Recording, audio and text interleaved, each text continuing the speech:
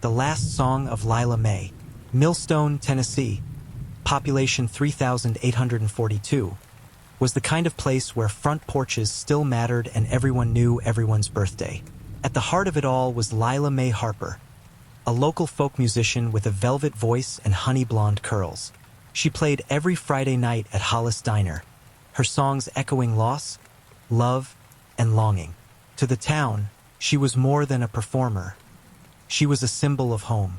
That's why her disappearance on the morning of July 14th hit like a hammer to the chest. Lila's truck was found abandoned off a gravel road just outside of town. The driver's side door flung open, her guitar still in the back seat. There were no signs of a struggle, no blood, and no note. Her phone was found in a nearby ditch, screen cracked, battery dead. At first, investigators believed it might be a random act of violence. Maybe she'd picked up a hitchhiker. Maybe someone followed her after a gig. But Lila wasn't the kind of woman to take risks with strangers. The townsfolk knew that. Her best friend, Cassidy Granger, said, Lila didn't even order takeout unless she knew the delivery guy. That's when the whispers began. Detective Miriam Lowe, recently transferred from Memphis, began to comb through Lila's life. On the surface, it was squeaky clean.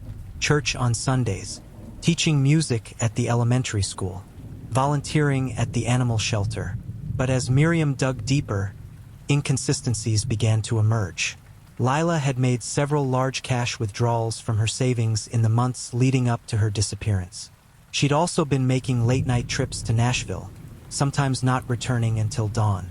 Phone records showed frequent calls to a number registered to a prepaid burner phone. And then, the shocker. Lila had recently updated her will, leaving everything to a man no one in Millstone had heard of, Samuel Drayton. The town was stunned. Who was Samuel?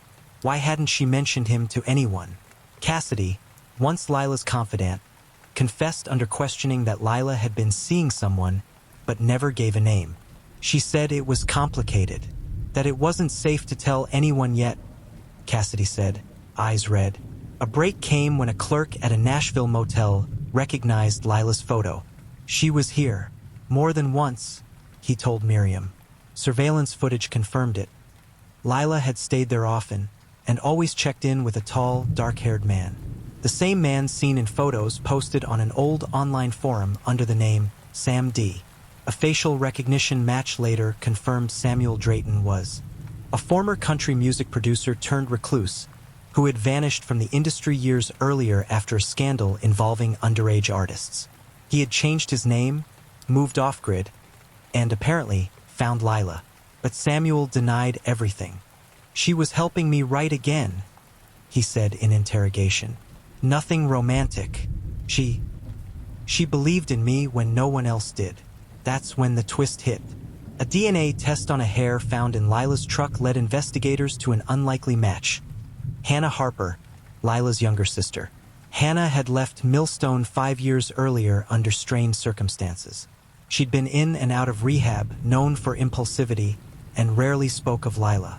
But Hannah resurfaced just days before Lila vanished, spotted by a gas station clerk outside town. Security footage showed the two sisters arguing fiercely in the parking lot.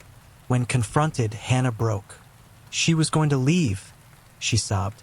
Said she was moving to Nashville, going to make it big with Samuel.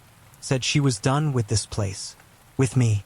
After everything we've been through, she was going to leave me behind again. What Hannah didn't know was that a witness had seen her driving Lila's truck the morning Lila vanished. Under pressure, Hannah confessed. I didn't mean to hurt her. We fought, she fell, hit her head, panicked, buried her near the creek, behind Mama's old cabin. I was going to tell someone. I swear. Lila's body was recovered days later. The town mourned like a single, grieving soul. At her vigil, hundreds gathered, candles in hand, voices cracking as they sang her favorite hymn. Even Samuel came, head bowed, tears silent. Cassidy spoke through heartbreak. She loved deeply, even those who didn't deserve it. Millstone would never be the same. Behind its white picket fences and slow sunsets, it had learned a harsh truth. Even the brightest lights cast shadows. And somewhere in the echo of a strummed guitar string, Lila May Harper's last song still lingers, fragile, haunting, and unforgettable.